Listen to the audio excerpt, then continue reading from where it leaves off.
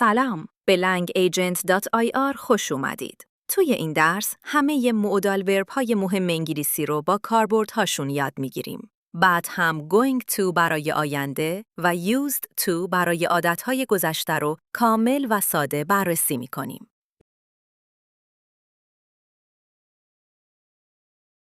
قانون اصلی مودال‌ها خیلی ساده است. بعد از مودال ورب همیشه شکل ساده فعل میاد. نه تو میاریم، نه اس سوم شخص، نه ایدی. مثلا میگیم she can swim، نه she can swims. و میگیم they must go، نه must to go.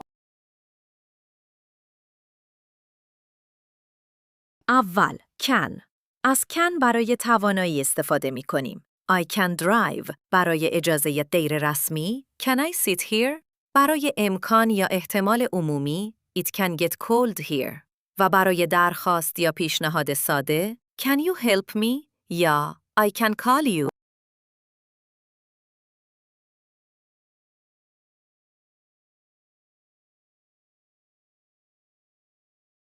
could هم چند کاربرد مهم داره برای توانایی در گذشته.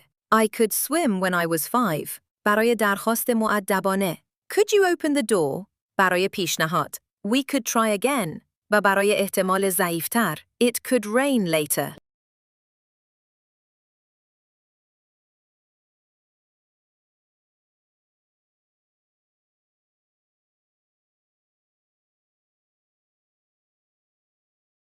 may و might بیشتر برای احتمال استفاده میشن. may معمولاً کمی رسمی‌تر یا کمی محتمل‌تره. She may come. might احتمال ضعیفتر یا محتاطانه تر میده. She might come. may برای اجازه رسمی هم میاد. May I leave و در جمله‌های دعایی هم کاربرد داره. May you be happy.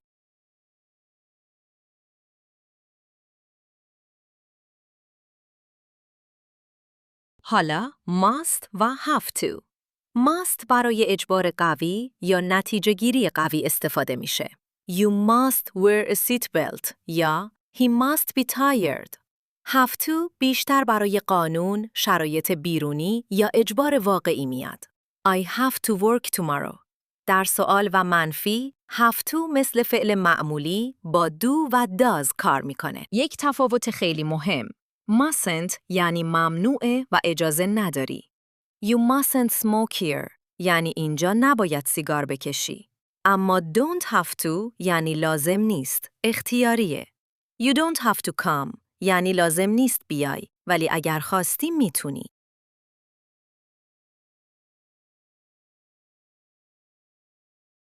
برای نصیحت و پیشنهاد چند انتخاب داریم. should رایج‌ترین گزینه است. You should rest. ought to رسمی‌تر یا قوی‌تره. You ought to apologize. had better هشدار یا توصیه فوری میده. You'd better hurry. و could پیشنهاد نرم و آزادانه است. You could ask Sarah.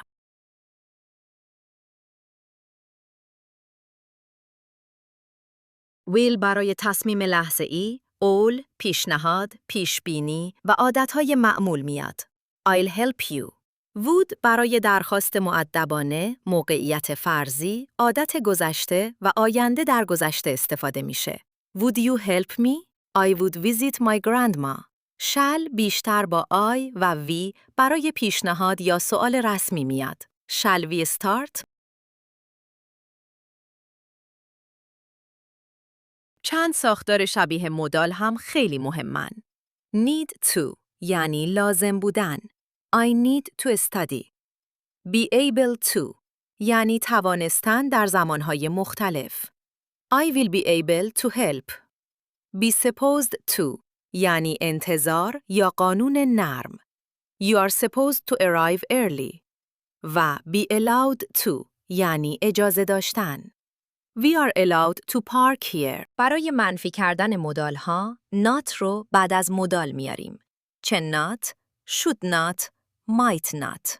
برای سوال مودال اول جمله میاد. Can you drive? Should we wait? دقت کنید که با have to و need to معمولاً از do و does استفاده می کنیم. Do you have to go? یا She doesn't need to wait. حالا going to. ساختارش اینه. am, is یا are، بعد going to، بعد شکل ساده فعل. Going to برای برنامه و تصمیم قبلی استفاده میشه. I'm going to study tonight. و برای پیش بینی بر اساس نشانه های الان Look at the clouds. It's going to rain.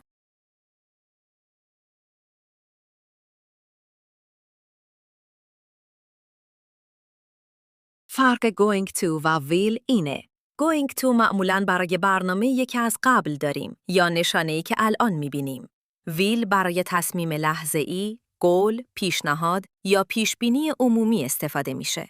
مثلاً I'll call you now. یعنی همین الان تصمیم گرفتم تماس بگیرم.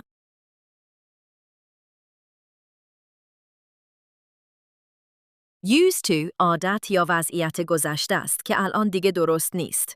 ساختارش فاعل used to و شکل ساده فعل. مثلا I used to live in Shiraz یعنی قبلا شیراز زندگی می کردم اما الان نه. She used to play tennis یعنی قبلا تنیس بازی می کرد.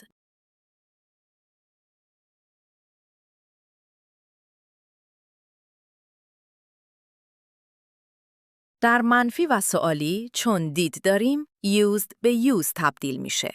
منفی I didn't used to drink coffee. سوالی Did you used to live here?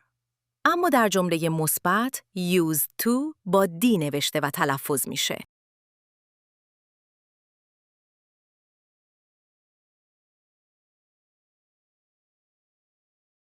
برای حرف زدن درباره گذشته با مودال‌ها از مودال پرفکت استفاده می‌کنیم. مودال، بعد have، بعد قسمت سوم فعل. must have یعنی حتما اتفاق افتاده. He must have left.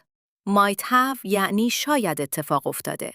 should have برای پشیمانی یا انتقاد است. You should have called.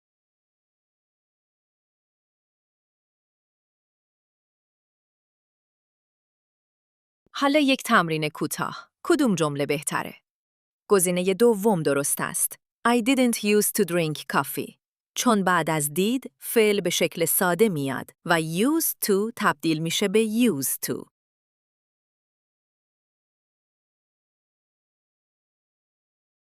خلاصه درس. بعد از مودال‌ها فعل ساده میاد. چن برای توانایی و اجازه، could برای گذشته یا ادب، may و might برای احتمال، must و have to برای اجبار، should برای نصیحت، will و going to برای آینده و used to برای عادت یا وضعیت گذشته است. برای گذشته با مودال‌ها هم از مودال پلاس have پلاس قسمت سوم فعل استفاده می‌کنیم. یادگیری زبان با هوش مصنوعی. حرفه‌ای زبان را یاد بگیر. به سایت langagent.ir مراجعه کنید و حرفه‌ای بیاموزید.